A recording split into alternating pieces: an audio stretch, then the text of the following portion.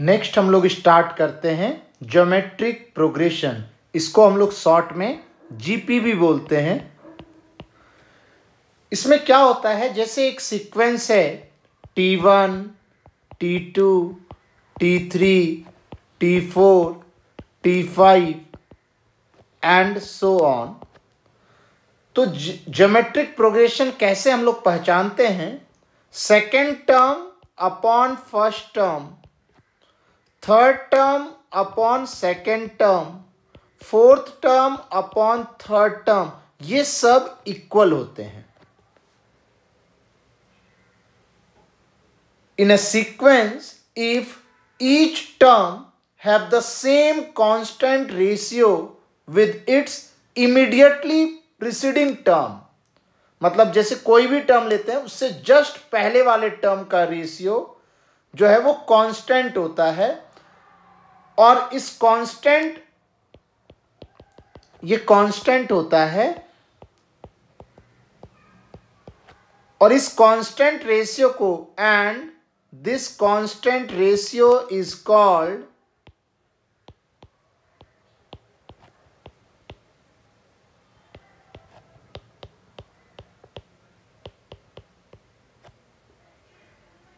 common ratio.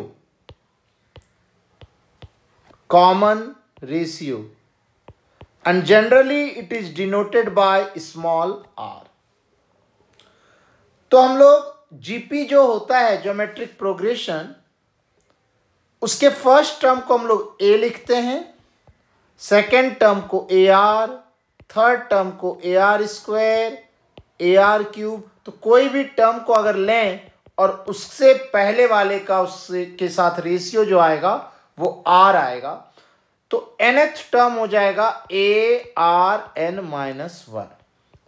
ए जो है हमारा फर्स्ट टर्म है, ये फर्स्ट टर्म है, ये सेकेंड टर्म, ये थर्ड टर्म, ये फोर्थ टर्म। तो किसी भी टर्म को देखो, थर्ड टर्म में r की पावर 2 है, फोर्थ टर्म में r की पावर 3 है, तो nth टर्म में r की पावर n माइनस 1 होगा। तो nth टर्म को हम लोग tn से डिनोट करते हैं, और वो होता है a r की power n minus 1। This is nth term of GP, where A is first term,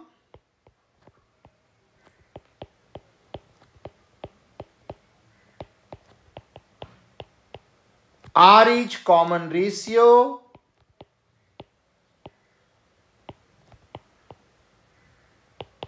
and N is position of term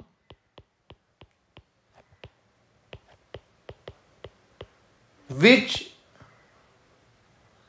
we required। एक प्रॉब्लम करते हैं हम लोग। In a GP, if third term is equal to 2 and sixth term is equal to minus 1 by 4, then find 10th term। तो third term 2 है, third term का मतलब हो जाएगा जीपी में a r square equal to 2, और sixth term का मतलब हो जाएगा ए आर की power 5 equal to minus 1 by 4। अब एक काम करते हैं, दोनों को हम लोग डिवाइड कर देते हैं। दोनों को डिवाइड करेंगे इन दोनों को, तो आ जाएगा 1 upon r cube equal to minus 8। तो यहां से r की वैल्यू हम लोग लिख सकते हैं माइनस 1 बाय 2। अगर r की वैल्यू माइनस 1 बाय 2 है तो पहले इक्वेशन में इसको फर्स्ट बोल देते हैं, this is equation 1 and this is equation 2। First equation में r की वैल्यू पुट कर देते हैं तो a निकल जाएगा। तो क्या बनेगा equation, a into 1 by 4 equal to 2, hence a equal to 8। तो हमसे क्या पूछा जा रहा है, हमसे पूछा जा रहा है 10th टर्म, तो 10th टर्म क्या होगा, ए आर की पावर 9 और ए की वैल्यू है 8, आर की वैल्यू है -1/2 की पावर 9, तो ये क्या आ जाएगा 2 की पावर 3 अपॉन 2 की पावर 9 विद नेगेटिव 2 की पावर 3 8 को लिखा है मैंने, तो ये बन जाएगा -1/2 की पावर 6 और ये हो जाएगा -1/64। ये आंसर आ जाएगा 10th टर्म का। नेक्स्ट प्रॉब्लम करते हैं। चेक वेदर द फॉलोइंग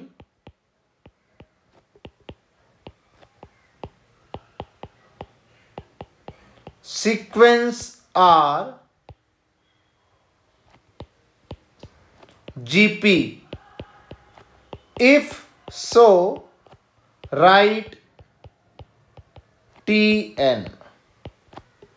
और सीक्वेंस गिवन है √5 first term, 1/√5 second term, 1/5√5 third term, 1/25√5 and so on. तो कॉमन रेशियो से चेक करेंगे। कॉमन रेशियो क्या होता है, कॉमन रेशियो होता है second term upon first term. Second term है 1/√5 और उसको डिवाइड करेंगे √5 से, तो ये आ जाएगा 1/5।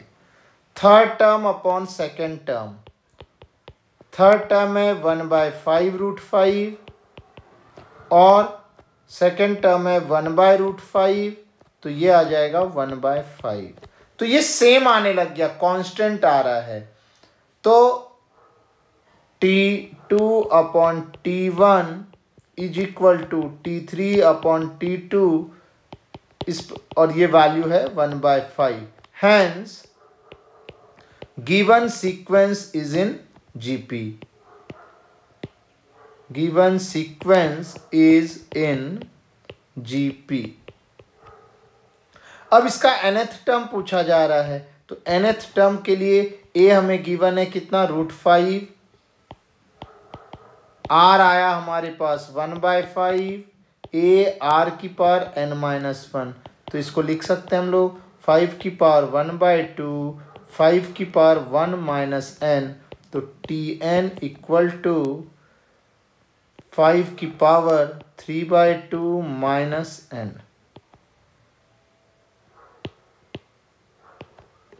Next, for the GP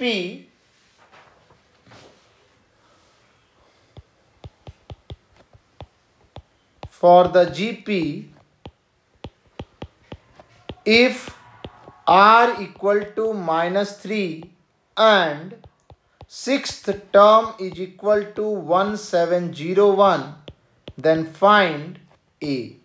first term निकालना है हमें, तो T6 का मतलब हो गया a r की पावर 5 और इसकी वैल्यू गिवन है 1701। तो हम लोग a की वैल्यू फाइंड करना है, r हमें गिवन है, r की जगह -3 की power 5 1701।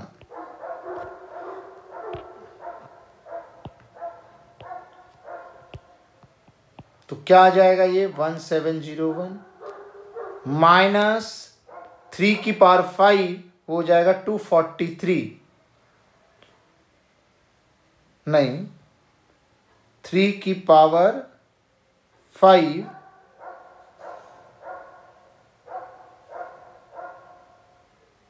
Yes 243 into a equal to 1701, hence a is equal to 1701 divided by -243 and this is equal to -7, तो a का वैल्यू आ गया -7।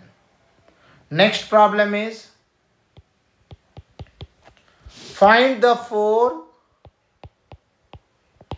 successive terms, find the 4 successive terms of a GP of which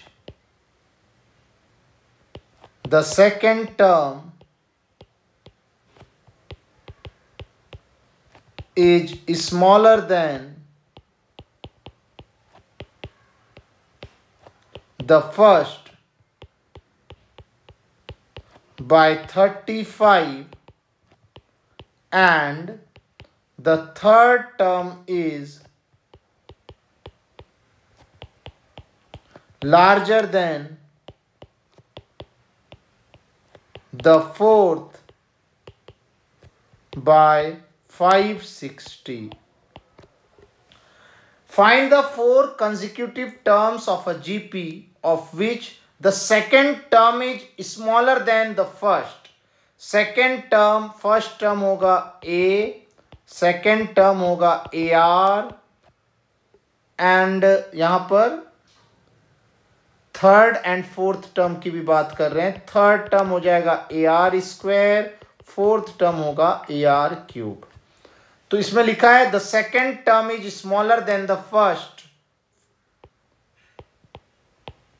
bye 35. तो ये एक equation बन जाएगा. And the third term is larger than the fourth. Third term is larger than the fourth by 560. तो हमें find करना है first four successive terms निकालना है. तो हम लोग 1 और 2 को डिवाइड कर देते हैं. सबसे पहले 1 डिवाइडेड बाई 2 कर देते हैं. तो a कैंसिल हो जाएगा दोनों में से.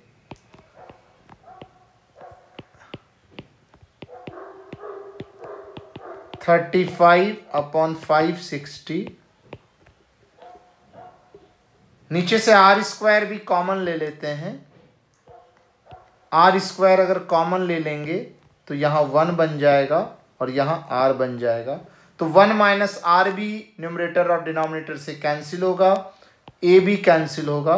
तो आर स्क्वायर इक्वल टू 560/35 ऐसा आएगा. और 560/35 को सॉल्व करते हैं हम लोग. 16 आ जाएगा. तो r इज इक्वल टू ±4. ये r की वैल्यू आ गई. फर्स्ट इक्वेशन में r की वैल्यू को पुट कर देते हैं हम लोग. तो क्या आ जाएगा,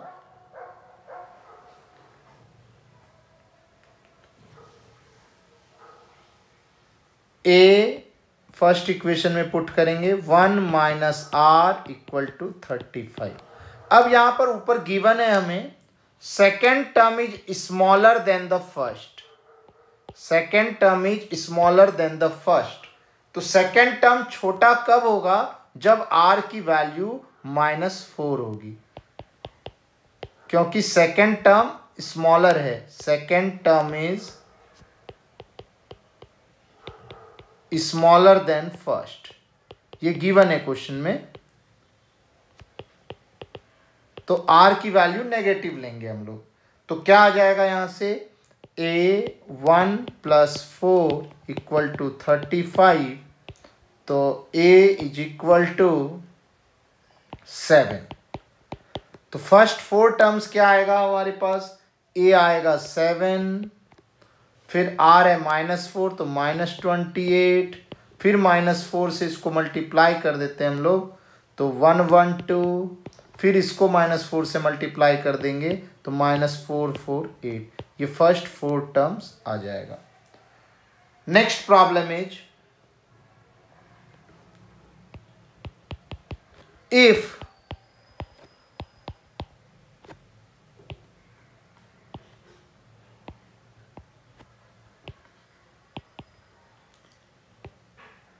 if pth, qth and rth term of a GP are x, y and z respectively, then find the value of x की power q minus r, y की power r minus p, z की power p minus q का value क्या होगा। तो हम लोग मान लेते हैं कि जो हमारा जीपी है, let first term of a GP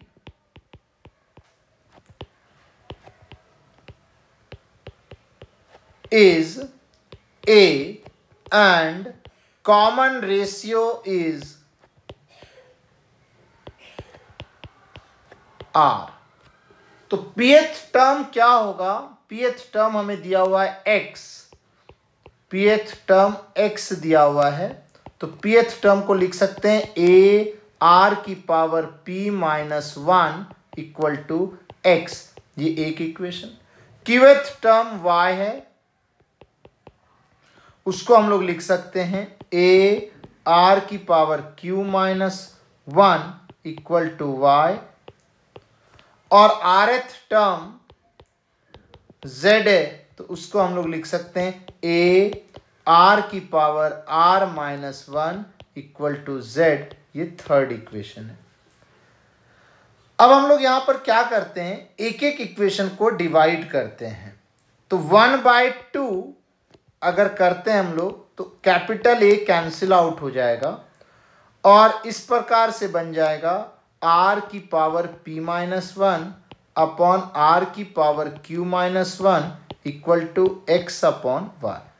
इसको हम लोग ऐसे भी लिख सकते हैं r की power p minus 1 minus q plus 1 equal to x by y। तो यहां से r क्या आ जाएगा, r आ जाएगा x बाय y की पावर p माइनस q, नहीं r की power p minus q is equal to x by y। इसी प्रकार से 2 डिवाइडेड बाय 3 करेंगे हम लोग सेम प्रोसीजर से, तो क्या आ जाएगा 2 डिवाइडेड बाय 3 से r की power q minus r small r equal to y by z, और 3 डिवाइडेड बाय 1 करेंगे तो r की power r minus p is equal to z by x। अब हमें क्या फाइंड करना है, हमें जो फाइंड करना है इसकी वैल्यू फाइंड करनी है हमें। इस पूरे को हम लोग ऐसे लिख सकते हैं x की power q minus r, y की power r minus p, z की पावर p माइनस q। इसको ऐसे लिख सकते हैं हम लोग x की पावर q, x की पावर माइनस r, y की पावर r, y की पावर माइनस p, z की पावर p, z की पावर माइनस q। तो ये क्या हो जाएगा, x बाय z की power q, y by x की पावर r और z बाय y की पावर p। तो यहां पर हम लोग क्या करते हैं, x by z, y by x और z बाय y की वैल्यू पुट करते हैं। तो यहां पर सब उल्टा लिखा हुआ है, तो हम लोग ये वैल्यूज को यहां रखते हैं।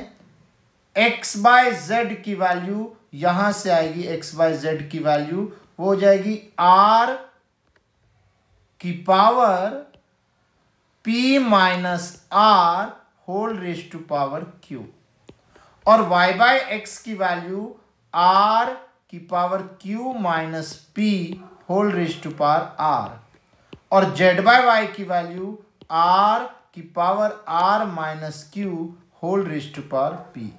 और इसको हम लोग ऐसे भी लिख सकते हैं r की power pq minus qr plus qr minus pr plus pr minus pq, और ये सब कैंसिल हो जाएगा। माइनस pq इसके साथ कैंसिल होगा, माइनस qr इसके साथ कैंसिल होगा, minus pr plus P R के साथ कैंसिल होगा, तो यहाँ आएगा आर की पावर 0 और इसका वैल्यू हो गया 1। तो इस पूरे का आंसर 1 आ जाएगा।